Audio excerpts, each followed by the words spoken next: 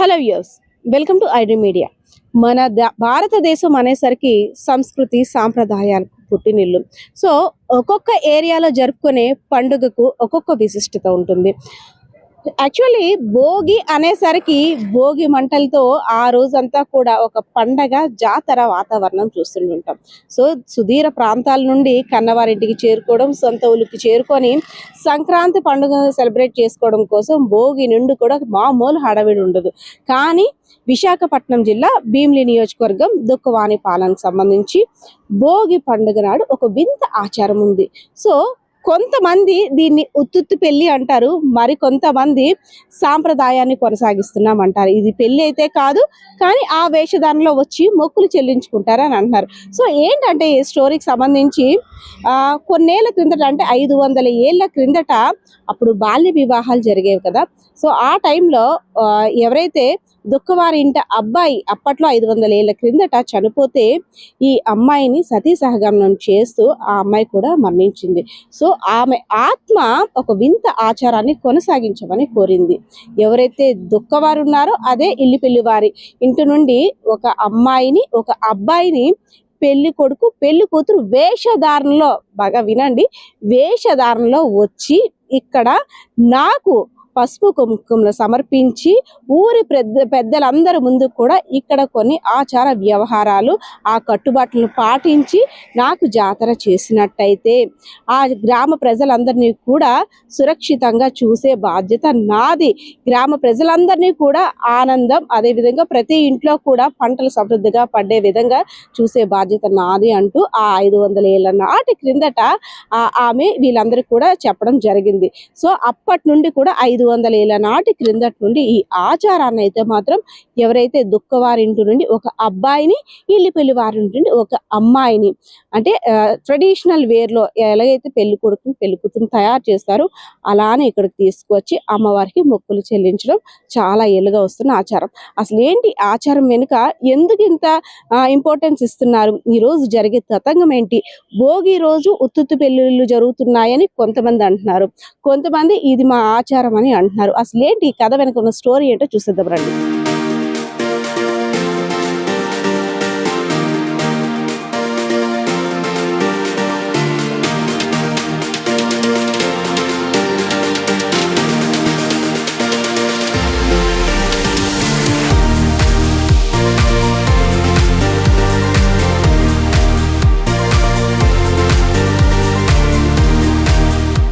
So ఈ ఉత్తిత్తి పెళ్లిళ్ళ ఆచారం వెనుక ఉన్న విశిష్టత ఏంటి, ఎందుకు 500 ఏళ్లుగా ఈ ఆచారాన్ని గ్రామ ప్రజలందరూ కూడా కొనసాగిస్తున్నారో తెలిపేందుకు మన ముందైతే ఉన్నారు గ్రామ పెద్దలు ఉన్నారు. సార్ నమస్తే సార్. అంటే భోగి పండుగ, ఆ భోగి మంటలు, భోగ భాగ్యాల భోగి, కానీ ఈ రోజు మాత్రం ఈ దుక్కవానిపాలెంకి సంబంధించి ఇక్కడ పెళ్లిళ్ళు, ఉత్తుత్తి పెళ్లిళ్ళు అనేసి అని అంటున్నారు. ఏంటి అసలు ఉత్తుత్తి పెళ్లిళ్ళు ఏంటి? బాల పేరెంటాలకి పసుపులు పోయడం చూస్తాం, అదేవిధంగా బట్టలు పెట్టడం చూస్తాం, కానీ ఈ చిన్న వయసు ఎవరైతే మెచ్యూర్ అవ్వని అమ్మాయిలు ఉంటారో వాళ్ళకి పెళ్లిళ్ళు జరిపే ఏంటి సార్ ఈ ఆచారం? వినడానికి చూడడానికి కూడా కొత్తగా ఉంది. ఏంటి సార్ ఈ ఆచారం అంతమ్మా? దగ్గర ఒక 500 సంవత్సరాల నుంచి ఆచారం నడుస్తుంది. అంతకుముందు మాకంట్ల ముందు తరం వాళ్ళు, ఇంకా ముందు తరం వాళ్ళు ఏం చేశారంటే అప్పుడు చిన్నప్పుడు పెళ్లి చేశారు కదమ్మా. ఆ చిన్నప్పుడు పెళ్లి చేసిస్తే ఆ పెళ్ళి అయిన వాళ్ళు ఇద్దరిని భార్య భర్తల్ని ఉపవాసం ఉంచి పెళ్లి కొడుకులాగా పెళ్లి కూతురులాగా చేసి అలాగా నడిపించుకొచ్చారు పేరెంటాలుగా.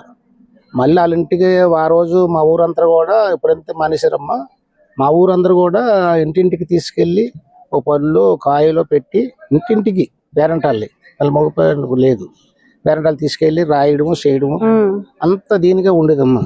ఇప్పుడు ఏంటంటే మరి వయసు అయిపోయిన తర్వాత 20 సంవత్సరాలు చదువుకున్న వాళ్ళు, పెద్ద వయసు 25 సంవత్సరాల కోసం పెళ్లి చేస్తాను కాబట్టి ఈ రోజు ఏంటంటే మా కుటుంబంలో ఉన్నాయి, మా వచ్చి ఊరు పుట్టిన తర్వాత కుటుంబంలో వెళ్ళి పిల్లలు దుఃఖాలని వాళ్ళ పిల్లలు మాకు ఇస్తే దుఃఖాల కుర్రోడిని పెళ్లి కొడుకుగా ఉంచి వెళ్ళి పిల్లల్ని పేరెంటాలుగా మేము భావించుకొని చేసి అదే రకంగా ఇక్కడికి ఆ చిన్న పిల్లని బాల పేరెంటాలుగా తీసుకొచ్చి పెళ్ళిలా చేసుకొని అలా కార్యక్రమాన్ని ఆ తల్లికి చేస్తానమ్మా. అంటే ఇద్దరు మైనర్, అటు అబ్బాయి కూడా ఎవరైతే ఉత్తుత్తి పెళ్లిలో పాల్గొంటున్నాడో ఆ వరుడు కూడా 18 సంవత్సరాల లోపు. లోపు. అదే విధంగా అమ్మాయి కూడా వధువు ఉత్తుత్తు పెళ్లిలో పాల్గొంటున్న బాలిక కూడా 18 సంవత్సరాల లోపు. లోపు. ఎందుకు ఈ ఆచారం ఎందుకు వచ్చింది, అసలు ఎందుకు ఇలా చెయ్యాలి, ఇలా చెయ్యకపోతే ఏం ప్రాబ్లం అవుతుంది, అసలు ఏంటి సార్?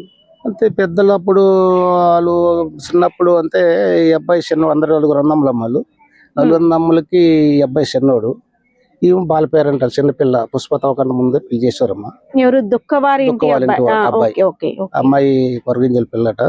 అప్పుడప్పుడు చిన్నప్పుడు 6 సంవత్సరాలు 10 సంవత్సరాల లోపులోను ఎలాగో అబ్బాయి అక్కడ పాము పొడి చనిపోతే అప్పుడు అరపదారి పడుకున్నానికి వెళ్ళారు కదా, అన్నమ్మ ఇంటికాడ చిన్నోడు ఇంటికాడ ఉండరు కదా, అలాగా అరపదారి పడుకుంటే పాము పొడి చచ్చిపోతే ఆ రోజు నుంచి ఆమె తనతోని మంటలో గుండంలో తొక్కి కాలిపోయిన దీనిలో ఇవి కూడా కాలిపోయింది.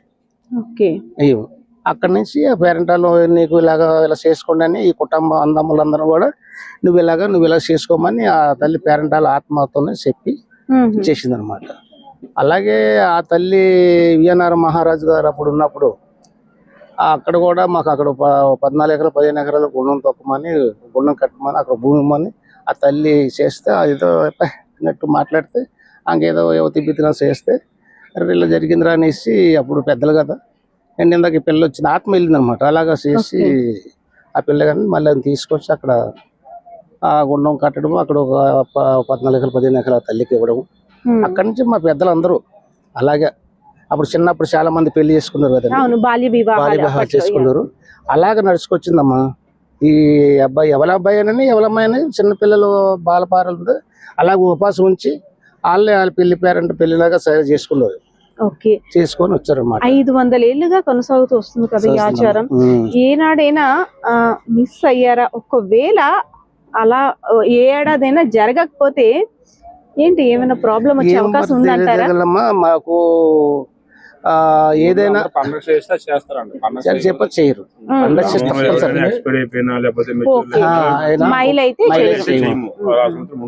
అలా ఉంటుంది సార్. ఏంటి దుఃఖవారి అబ్బాయి అంటే ఇంటి పేరు దుఃఖ అనే పేరు గల వారి ఆ ఇంటి నుండి వరుడుగా అబ్బాయి ఇంటి పేరు దుఃఖవారి దగ్గర నుండి వస్తుంది. అదే విధంగా ఇల్లిపల్లి నుండి అమ్మాయి, వీళ్ళిద్దరికేనా అంటే ఆ ఇంటి పేరు ఈ ఇంటి పేరు మాత్రమేనా, ఇంకెవరు కూడా అలాగే ఉండేదమ్మా.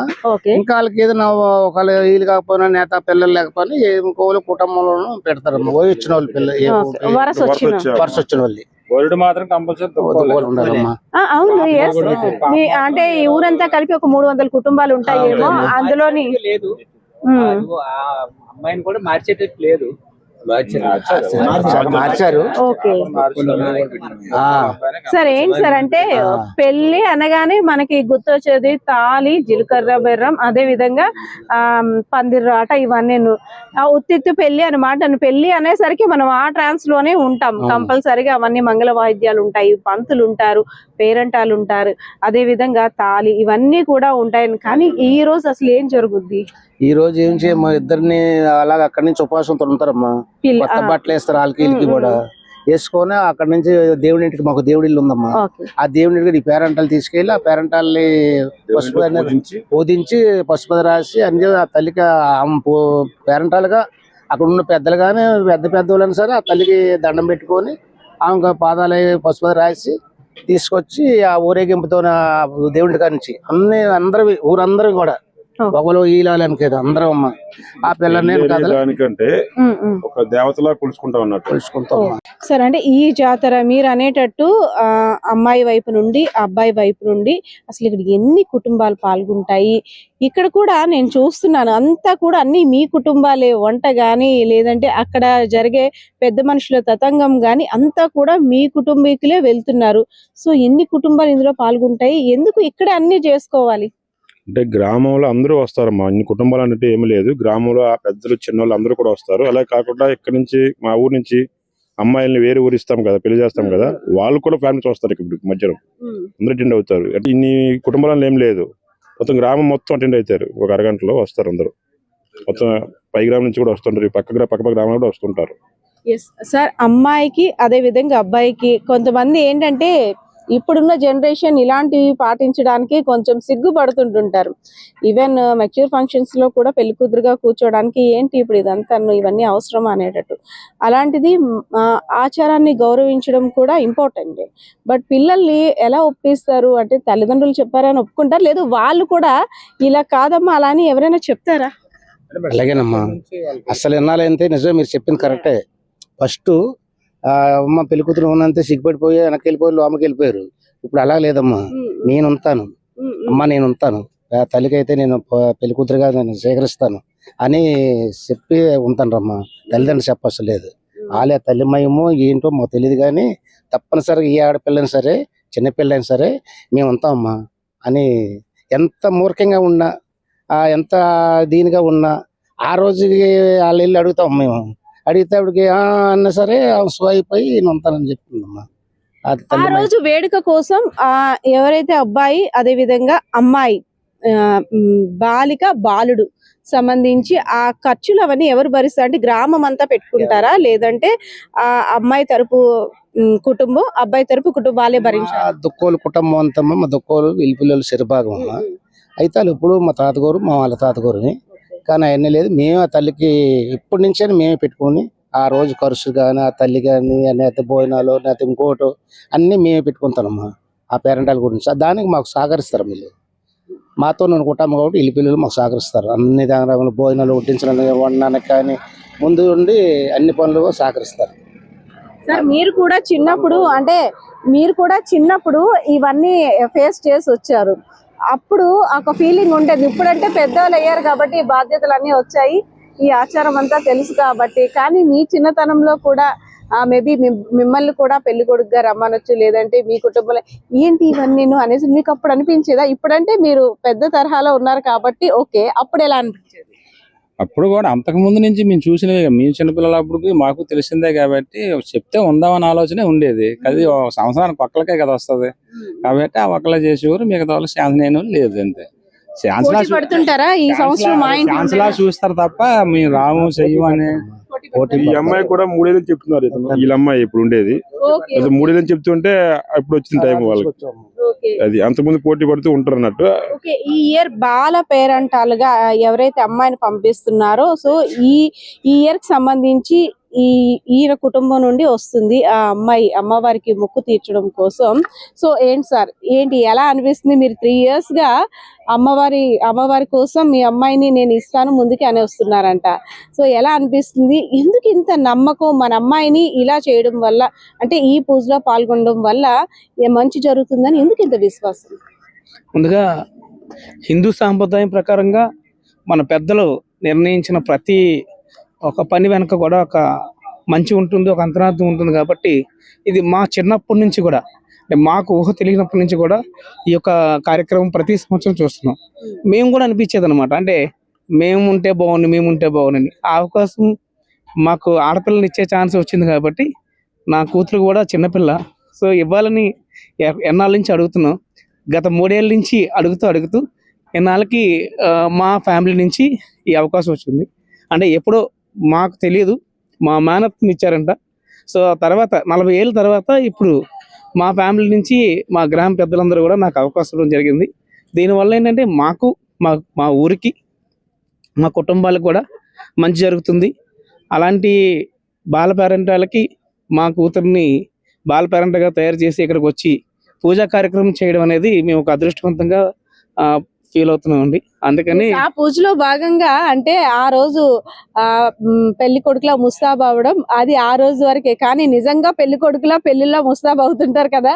ఇప్పుడు ఏమనిపించింది? ఆ ఒక్కరోజు అలా వేయడమే మంచిది అనిపించిందా? నిజంగా పెళ్లి చేసుకున్న తర్వాత పెళ్లి కొడుకు అయిన తర్వాత బాధ్యత ఎక్కువ ఉందంటారా? అంటే మా పెద్దలన్నట్టుగా ఇది పెళ్లి అనే కంటే ఇది ఒక సాంప్రదాయం ప్రకారంగా మేము బాల పేరెంటాలకి పూజ చేస్తున్నాం. కాబట్టి ఇన్ఫ్యాక్ట్ నేను కూడా చాలా హ్యాపీ ఫీల్ అయ్యామండి. అంటే మా పిల్లలు అంటే చిన్నప్పటి నుంచి మంత్స్ బేబీ నుంచి కూడా ఎత్తుకొని ఇక్కడ తీసుకొస్తాం కాబట్టి వాళ్ళకి ఇది ఇన్పుట్ అయింది, చూస్తూ ఉంటారు.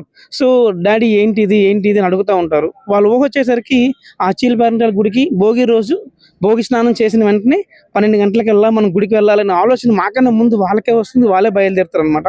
సో మేము కూడా అమ్మ ఈ సంవత్సరం మీరు బాల పేరెంట్గా ఉంటావమ్మా అంటే ఉంటాను డాడీ అంటారు. ఏం చేయాలి 2-3 రోజుల ముందు నుంచి అడుగుతారు. మా అమ్మాయి అయితే నిన్నటి నుంచి కూడా ఉపవాసం ఉండాలంటే తనకి కొంచెం ఆకలి తట్టుకోలేదు.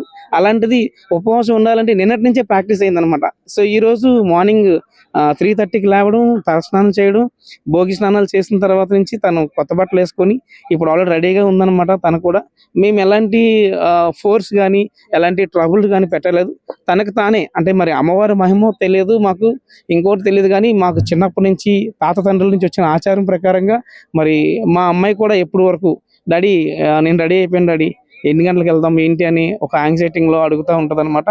సో ఇది ఒక ఆచార ప్రకారంగా మేము చేస్తున్నాము. దీనికి కూడా మేము ఏంటంటే హిందూ సాంప్రదాయం ప్రకారంగా సనాతన ధర్మాన్ని కాపాడేందుకు ఒక హిందువుగా నాకు అవకాశం వచ్చిందని నేను చాలా హ్యాపీగా ఫీల్ అవుతున్నాను. Thank you so much. Yes, ఏంటంటే ఒక హిందూ సాంప్రదాయ పద్ధతి ప్రకారం ట్రెడిషనల్ వేర్లో అటు అబ్బాయి అదే విధంగా అమ్మాయి కూడా తయారై ఈ అచ్చి అమ్మ పేరెంటాలు ఏదైతే గుడి ఉందో అక్కడికి వచ్చి కొన్ని పూజా కార్యక్రమాలు నిర్వహిస్తుంటారు.